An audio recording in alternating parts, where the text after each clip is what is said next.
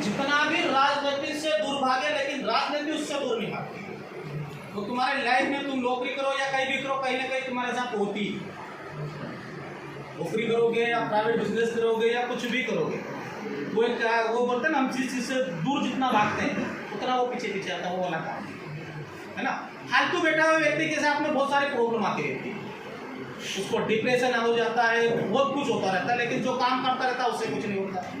उसका जीवन कैसे निकल जाता पता नहीं चलता, क्योंकि उसके पास वर्कआउट है, वर्क करने के लिए बैठा रहता है।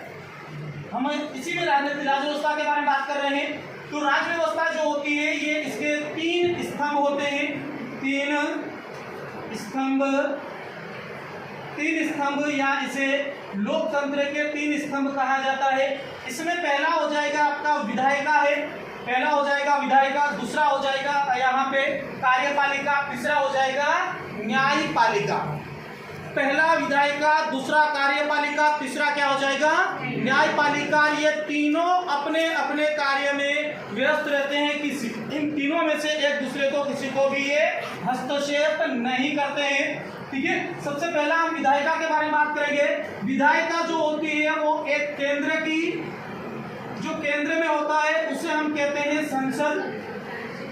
केंद्र की विधायकों का कहा जाता है संसद कहा जाता है। संसद 3 अंगों का मिलकर बना होता है। संसद जो होता है इसके कितने पार्ट होते हैं 3, राष्ट्रपति, राज्यसभा और लोकसभा। राष्ट्रपति बनने के लिए न्यूनतम आयु कितनी चाहिए 33 वर्ष, राज्यसभा का संसद बनने के लिए 30 वर्ष, लोकसभा का संसद बनने के लिए 25 वर्ष। ठीक है, राज्य की जो सरकार होती है, राज्य प्रांत होता है, उस वहां पे उसे क्या कहा जाता है राज्य विधान मंडल कहा जाता है। ये भी 3 अंगों से मिलकर बना होता है। इसके भी भाग कितने होते हैं 3, राज्यपाल, विधान परिषद और विधानसभा।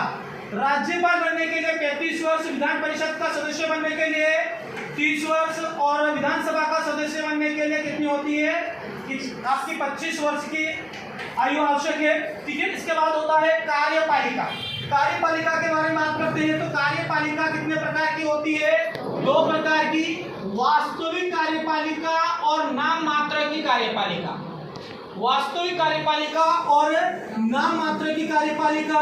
वास्तविक कार्यपालिका केंद्र सरकार में प्रधानमंत्री होता है और राज्य में कौन होता है मुख्यमंत्री। और नाम मात्र की कार्यपालिका केंद्र में क्या रहेगा राष्ट्रपति और राज्य में क्या होगा राज्यपाल होगा। जो वास्तविक कार्यपालिका है इसे भी हम 2 भागों में बांट सकते हैं। एक बोल सकते हैं हम इसे राजनीतिक कार्यपालिका और दूसरा बोल सकते हैं प्रशासनिक कार्यपालिका।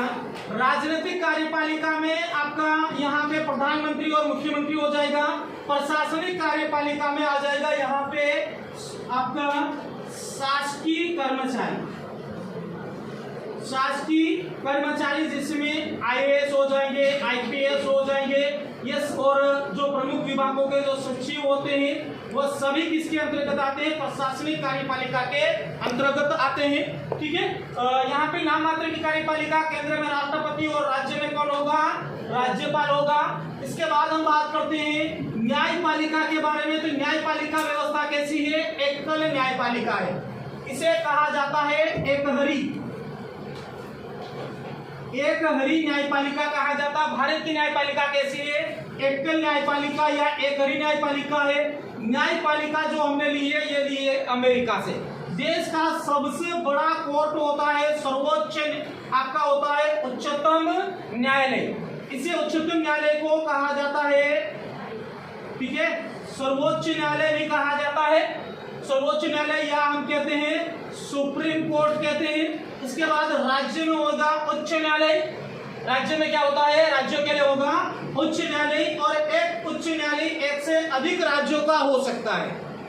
इसे हम कहते हैं हमारी आम भाषा में बोलते रहते हैं हाई कोर्ट।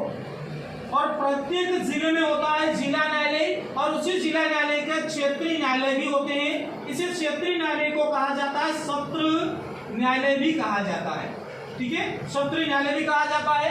तो ये न्यायपालिका का एक ब्लूप्रिंट है जिसको हम आगे के दिनों में पढ़ने वाले हैं। ठीक है, थैंक यू सो मच।